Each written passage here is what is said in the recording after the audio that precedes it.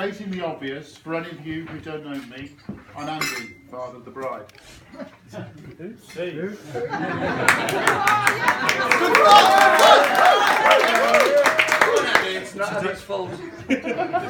Today's occasion is one of the happiest and proudest of our lives, and we would like to welcome and thank you all for joining us in the celebration of the marriage of Junaid and Abby.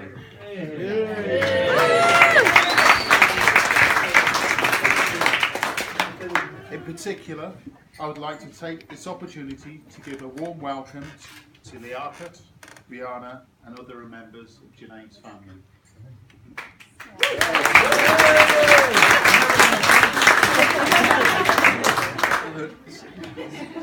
Now forgive me if I get the pronunciation. Assalamu alaikum. Muja, Kandan, Ko, Arp, Saymil, K, Wart, Kushi, Hoi, Kushiam, Deen. Me, Dua, Kata, Hu, Uche, Kush, Rahe, Ka, Din, Inke, Li, Ya, Hushie, Lay. I'm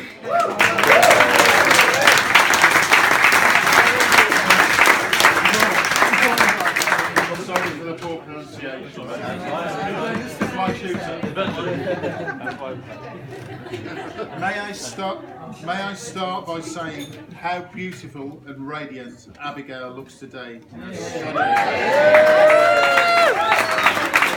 Yes, Abs, it is more than okay, but let us not forget Junaid, who has brushed up quite well himself. I just hope I haven't spoilt the photographs with my champagne smile. But you need to ask James or Danielle if you want the full story.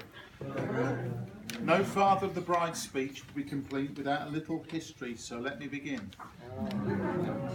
Around 35 years ago, Jane and I embarked on marriage life, little knowing that we were to be blessed with James and Abby, our children, in whom we are so proud due to the kind, caring people they have become.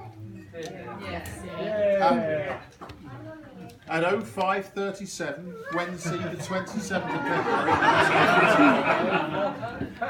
Abigail, Jane arrived in this world, and our world was never the same again. And that little star has grown to brighten our lives with her love, compassion, and yes, a quirky sense of humour. Thank you, Abs. As a toddler, she was into everything. And on one occasion, started off up a ladder that I'd left unattended. Unfortunately, I managed to reach her just before she was about to climb onto the roof. And I returned her back to terra firma. My ears are still ringing from the rebuke that I received from Jane. Abby was also quite a willful child, and on one of her visits to Grandma, decided it would be a good idea to use her bed as a trampoline. When challenged, she did not give an apology, and instead she stared at Grandma and defiantly replied, "Well, Lynn lets us do it on her bed." That was never the case. On another occasion, there was a disagreement, can't even remember what it was about, and Abby announced that she was moving out to live with Lynn and Grandad. After packing a small case, she set off up the road, closely followed by me, only to return 5 minutes later, in tears, to say she was so sorry.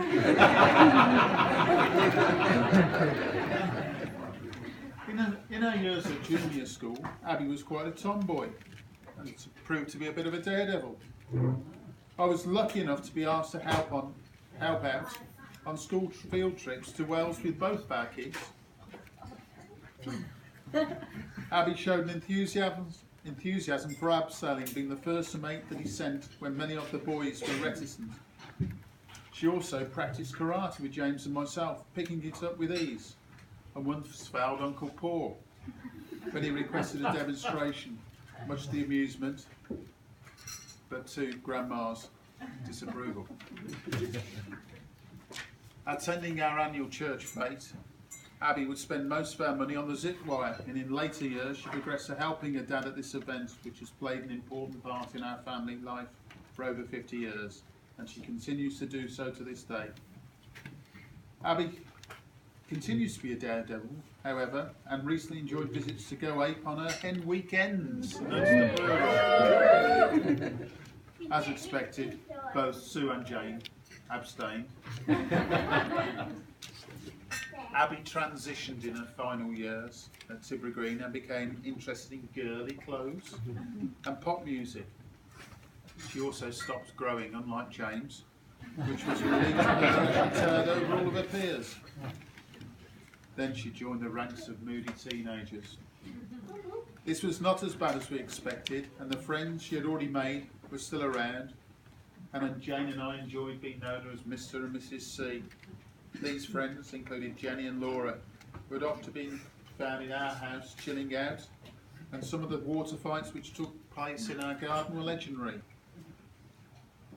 We have had our fair share of drama with Abby, like the time she and James decided to run through a door together. In the smaller one, this resulted in a clash with the door frame, which we meant to spend New Year's Day in A&E. Another time at Youth Club, she raced to get to the car, I don't know why, and she tripped over, hit her head and was rushed to hospital in an ambulance wearing a neck brace. Apparently it was my fault. In fact, Abby has a history of stacking it, that is the rest of us falling over. I think she must have picked this up from her mum.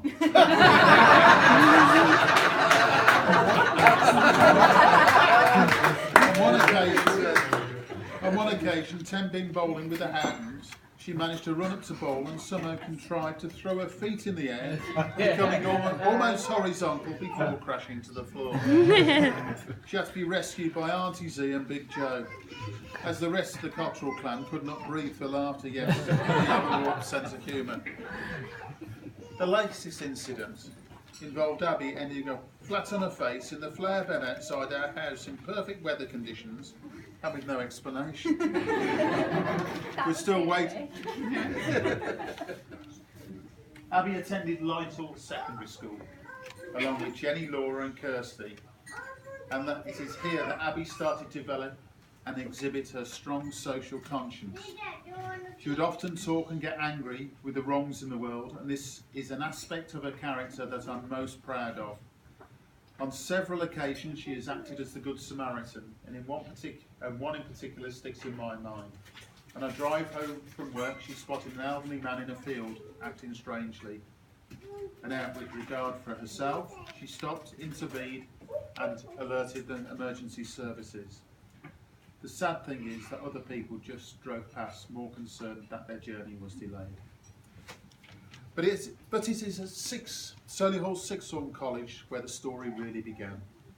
I can still remember the first time Junaid visited our house and how nervous he was of our dog Bailey. Now he is Bailey's best friend.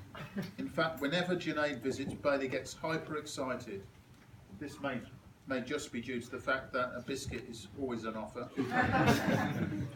We quickly grew to love Junaid and consider him one of the family, and his love of cricket endeared him to Nin and Grandad. Now I will formally welcome Junaid into our family as etiquette decrees.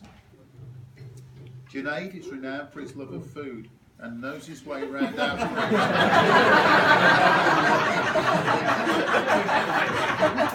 like Alex Ferguson knows his way around Old Trafford. I do not know if Abby's culinary skills match his expectations, but they are both a whiz on justeat.co.uk.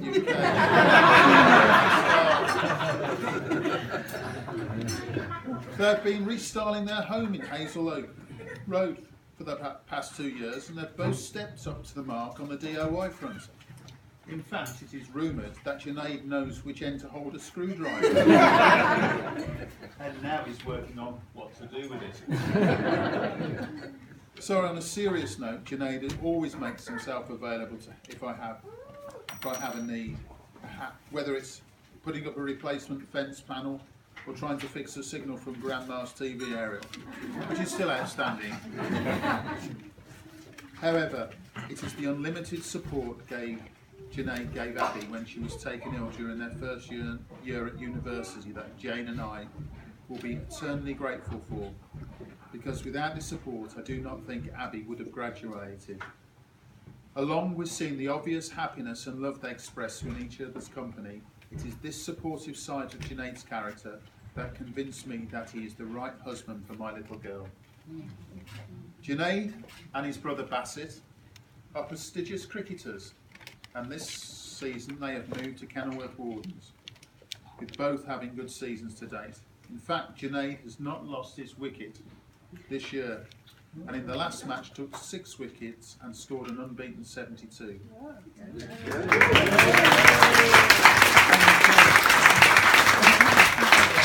Note the captain would have preferred a winter wedding. On this theme, I would like to liken building a successful marriage to that of an opening batsman building an unbeaten innings. In other words, the marriage is not a quick slog, but requires patience to see off the new ball and concentration when the wicket cuts up. So like two batting partners, they should keep talking through the innings and support each other when the going gets tough.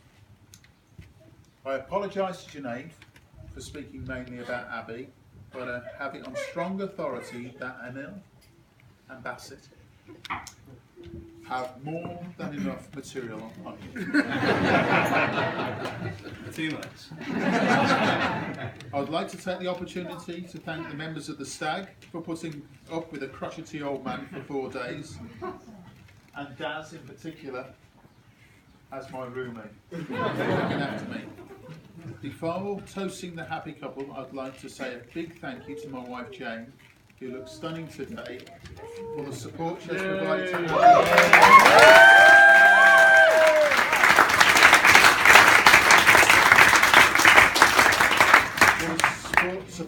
provided to Abby and Junaid in planning this special day while I was working away.